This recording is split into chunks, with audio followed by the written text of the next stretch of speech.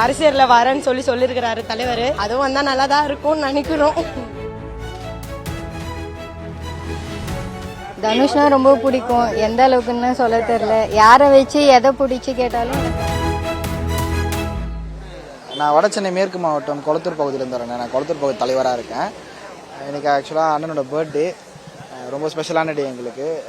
அண்ணனை பார்க்கணுன்றதுக்காண்டி காலையிலேருந்து வெயிட் பண்ணோம். இப்போ அண்ணனை பார்த்துட்டோம், விஷயம் பண்ணியாச்சு. இப்போது உங்கள் வாயிலாக கூட விஷ் பண்ணிடுறேன். Happy birthday Dhanush, I love you lots. நிறையா கான்ட்ரவர்சி இப்போது உங்களுக்கு தெரியும். ஆக்சுவலாக இந்த ட்ரோல்லாம் வந்துட்டு நாங்கள் இன்றைக்கி நேற்றுன்னு பார்க்கல, நாங்கள் பார்த்துட்டே இருக்கோம். ஒரு மனுஷன் என்ன பண்ணாலுமே அடித்தாலும் அமைதியாக இருப்பாங்கன்னா அமைதியாக இருப்போம். வெறுப்பை கொடுத்தாங்கனாலும் அன்பை தான் திருப்பி நாங்கள் தருவோம். ஆனால் எல்லா நேரமும் நாங்கள் அப்படியே இருக்க மாட்டோம். மெயின் இந்த சவுக்கு சங்கர் அவர் தான். நான் நிறையா இடத்துல பார்த்துட்டேன். அவர் கண்டினியூஸாக ட்ரோல் பண்ணிகிட்ருக்காரு.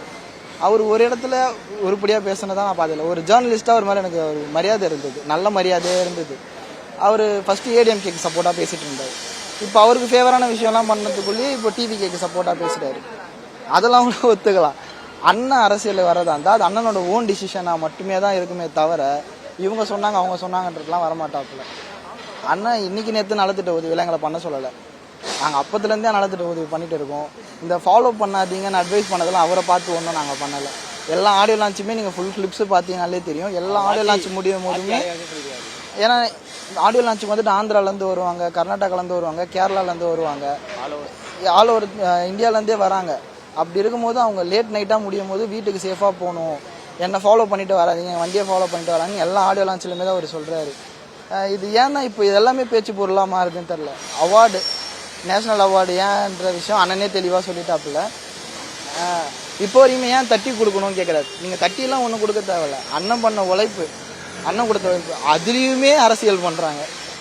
இவங்களோட சிபாரிசில் தான் வந்துட்டு இத்தனை வருஷமாக இப்போ அவங்க சிபாரிசெல்லாம் எங்கே போச்சு? இப்போ ஒன்றும் அவர் ஓம் நமச்சிவாயன்னு சொல்கிறது இல்லையே. அவருக்கு எப்போவுமே அவர் டிவோஷனலாக தான் இருப்பாப்புல.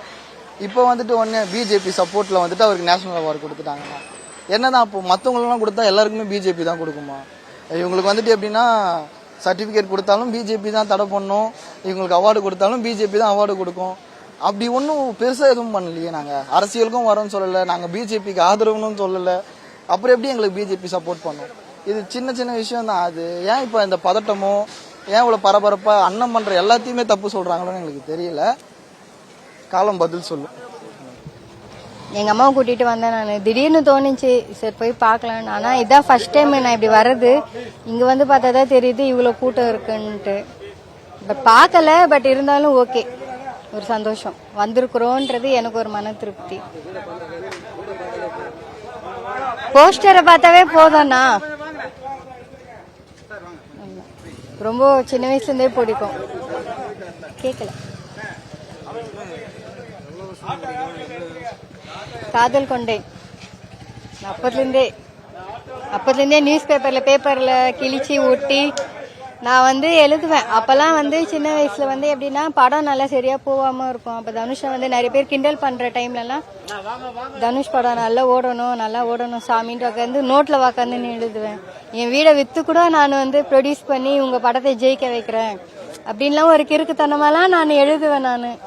பட் இன்னைக்கு வந்து அவர் நம்ம நினைக்கவே முடியாத லெவலில் போயிட்டாரு. எனக்கு அது ஒரு மாதிரி சந்தோஷம். அதான் ஒரு மாதிரி இருக்குன்னு எனக்கு. என் பேர் அமலா.